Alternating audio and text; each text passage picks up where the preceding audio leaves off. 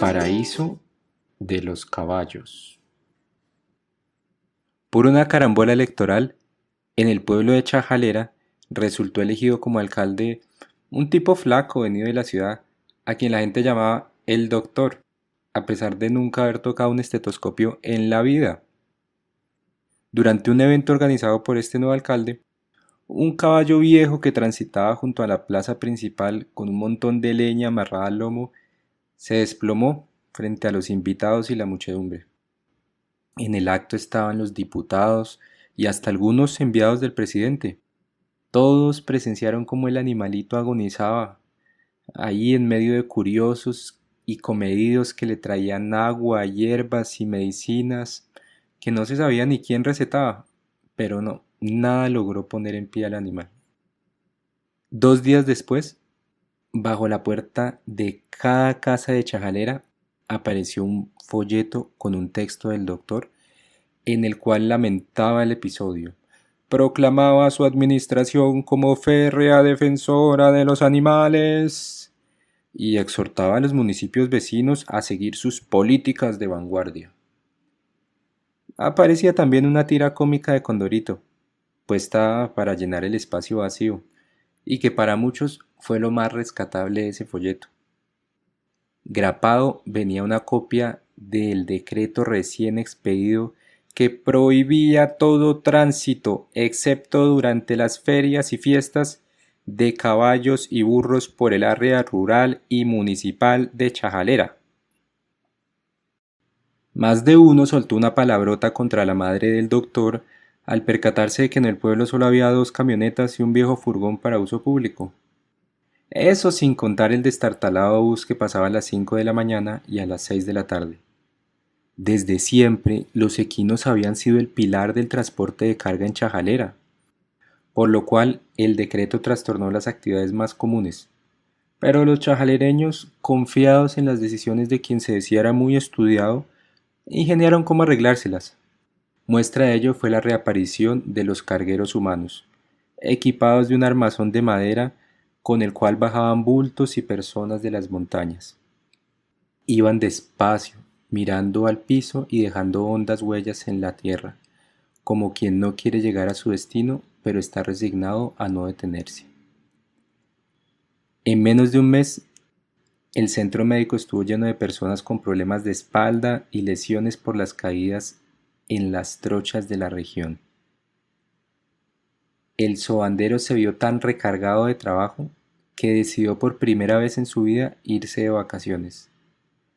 A los pequeños campesinos se les iban las ganancias pagando a los cargueros, mientras que las grandes plantaciones, con camiones propios, estaban a gusto con la medida porque les había reducido la competencia.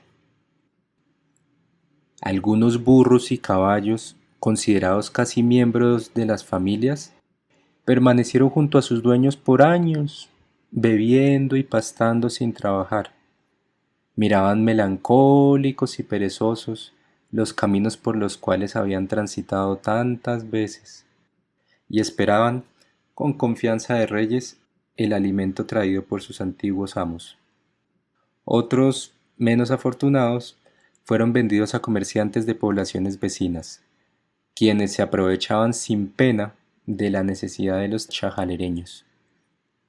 Negociaban bajo un sol agobiante, sabiendo que después de llevar a pie su animal por más de 3 horas, los dueños no podían devolverse del mismo modo y sin un peso en el bolsillo, así que se llevaban al caballo por el costo de las herraduras.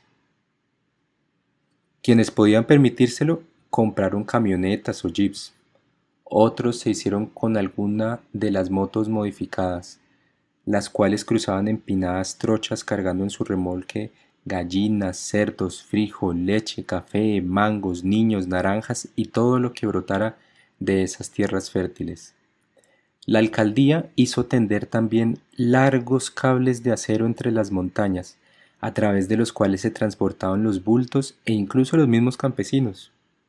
Todas estas particularidades de Chajalera hicieron que el lugar comenzara a convertirse en una atracción turística para personas que venían a conocer lo que se denominó el paraíso de los caballos. Pero como aún en medio del verdor del campo pasa el tiempo, llegó el día en que el doctor finalizó su periodo. Fue admirado por unos y detestado por otros. Se convocó a elecciones.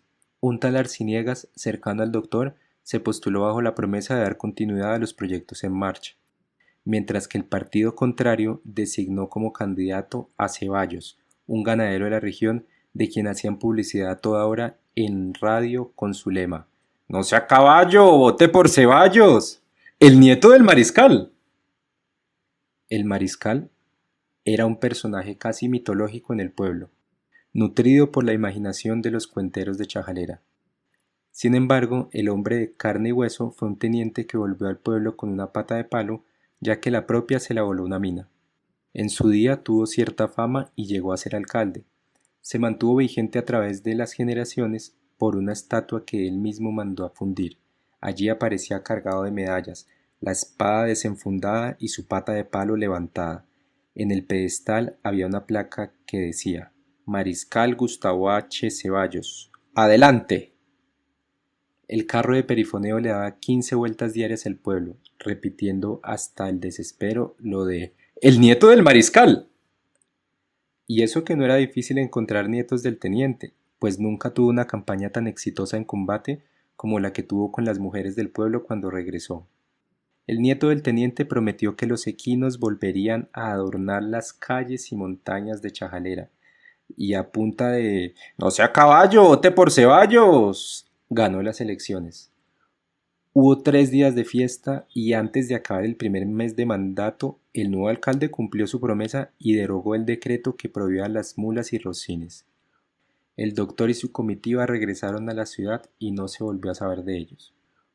Los caballos volvieron a estar de moda en Chajalera, y no era nadie quien no andara sobre herraduras, así que los vendedores vecinos los cobraron a precio de unicornios.